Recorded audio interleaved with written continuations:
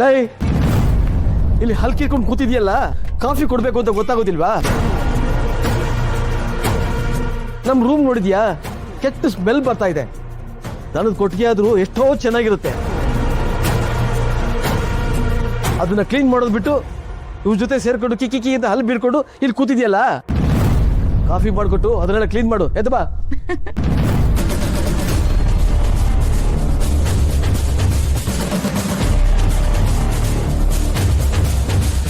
ನಿನಗೆ ಹೇಳ್ತಾ ಇರೋದು ಎದ್ದು ಬಾ ಅಂತ. ಹಲೋ, ಎಕ್ಸ್ಕ್ಯೂಸ್ ಮೀ, ಯಾರು ನೀವು? ಯಾಕೆ ತಲೆಗಿಲ್ಲ ಏನಾದ್ರು ಕೆಟ್ಟಿದ್ಯಾ ಹೇಗೆ? ಮಾವ, ನಿಮ್ಗೆ ಶಾರ್ಟ್ ಟರ್ಮ್ ಮೆಮೊರಿ ಲಾಸ್ ಶುರು ಆಗಿರ್ಬೇಕು. ನೆನ್ನೆ ರಾತ್ರಿ ಮಾತಾಡಿದ್ದು ಬೆಳಿಗ್ಗೆ ಎದ್ದೇಳೋಷ್ಟರಲ್ಲಿ ಮರ್ತೇ ಹೋಗಿದ್ದೀರಲ್ಲ. ಚೆಕ್ ಮಾಡ್ಸೋಣ ಬಿಡಿ. ನೆನ್ನೆ ಏನಾಗಿತ್ತು ಅಂತ ನಾನೇ ನಿಮ್ಗೆ ನೆನ್ಪು ಮಾಡ್ತೀನಿ. ನೆನ್ನೆ ರಾತ್ರಿನೇ ನೀವು ಅಮ್ಮಂಗೆ ಡಿವೋರ್ಸ್ ಕೊಟ್ರಿ. ನಿಧಿ ಅವರೇ, ನಿನ್ ಜೊತೆ ಇದ್ರೆ ಉಸಿರು ಕಟ್ಟುತ್ತೆ, ಹಿಂಸೆ ಆಗುತ್ತೆ, ಜಗತ್ತಲ್ಲಿ ಯಾವ ಗಂಡಸ್ಗೂ ಈ ತರ ಕಷ್ಟ ಬರಬಾರ್ದು, ನನ್ಗೂ ನಿನ್ಗೂ ಸಂಬಂಧ ಮುಗ್ದೋಯ್ತು ಅಂತ ಇವರೇ ಅಲ್ವಾ ಹೇಳಿದ್ದು? ಮೋಸ್ಟ್ಲಿ ಇರ್ಬೇಕು. ನೆನ್ನೆ ಅವ್ರು ಮಾತಾಡುವಾಗ ನಾನೊಂದು ವಿಡಿಯೋ ಮಾಡಿ ಇಟ್ಕೋಬೇಕಿತ್ತು, ಪ್ರೂಫ್ ಇರ್ತಿತ್ತು. ಛೇ, ಮಿಸ್ ಆಗೋಯ್ತಲ್ಲ.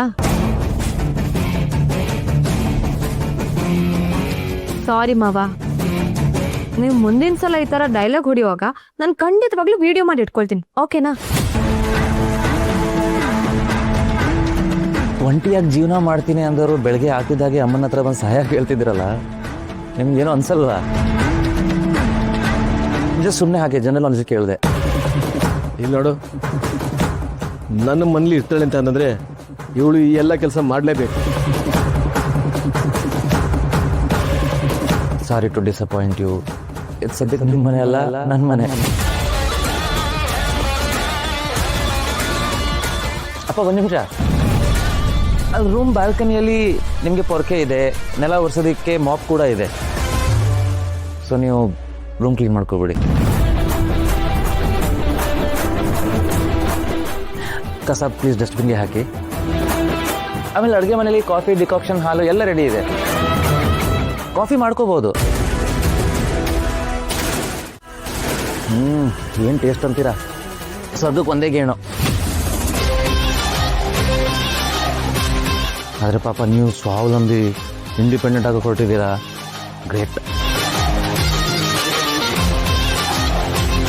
ನಿಮಗೆ ತುಂಬ ಕೆಲಸ ಇದೆ, ಪ್ಲೀಸ್ ಕ್ಯಾರಿ ಆನ್. ಅಮ್ಮ, ಇಲ್ಲಿ ನೋಡಿ, ಈ ರೀಲ್ ಏನ್ ಸಖತ್ತಾಗಿದೆ ಗೊತ್ತಾ? ಇದನ್ನು ನಿಮ್ಗೆ ಫಾರ್ವರ್ಡ್ ಮಾಡ್ತೀನಿ. ಬಿದ್ದು ಬಿದ್ದು ನಗ್ತೀರಾ, ಕಳ್ಸು.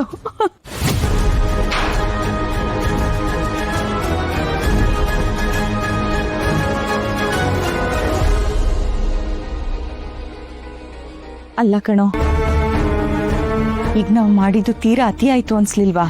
ಇಲ್ಲ ಅಮ್ಮ, ಬಿತ್ತಿರೋ ಬೀಜದ ಸಲ ತಿನ್ಲೇಬೇಕಂತೆ.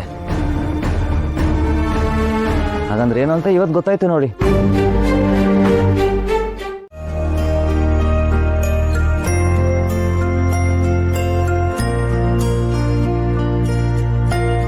ಬಾಬಾ ಅಮ್ಮ,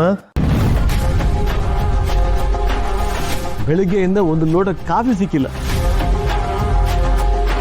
ತಲೆ ಬೇರೆ ಸಿಡಿತಾ ಇದೆ. ಕೊನೆಗೆ ತಿಂಡಿ ರೆಡಿ ಇದೆಯಲ್ಲ ಅಷ್ಟು.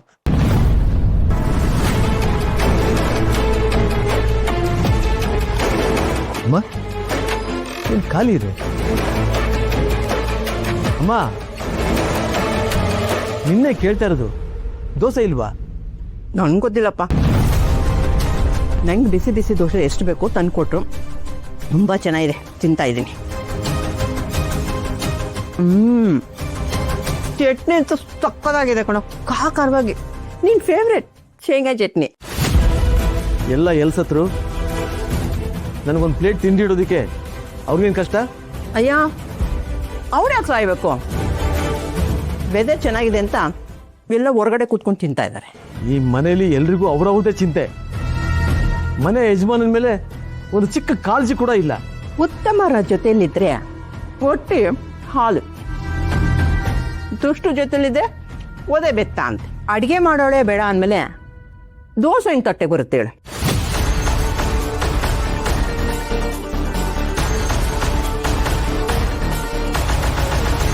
ಬೇಡ ಬೇಡ, ನಾನು ತಿಂತೀನಿ.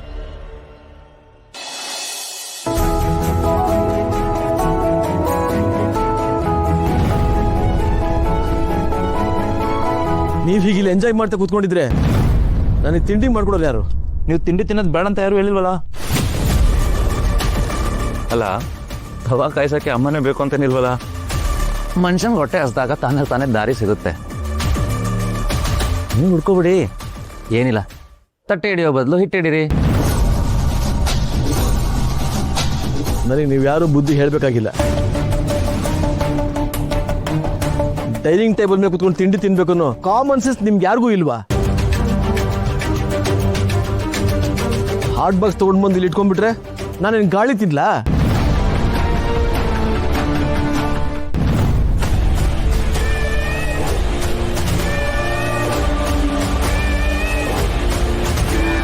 ಅಯ್ಯಯ್ಯೋ, ಹಾಟ್ ಬಾಕ್ಸ್ ಅಲ್ಲಿ ಈಗ ಸದ್ಯಕ್ಕೆ ಗಾಳಿ ಮಾತ್ರ ತುಂಬಿಕೊಂಡಿದೆ ರೀ.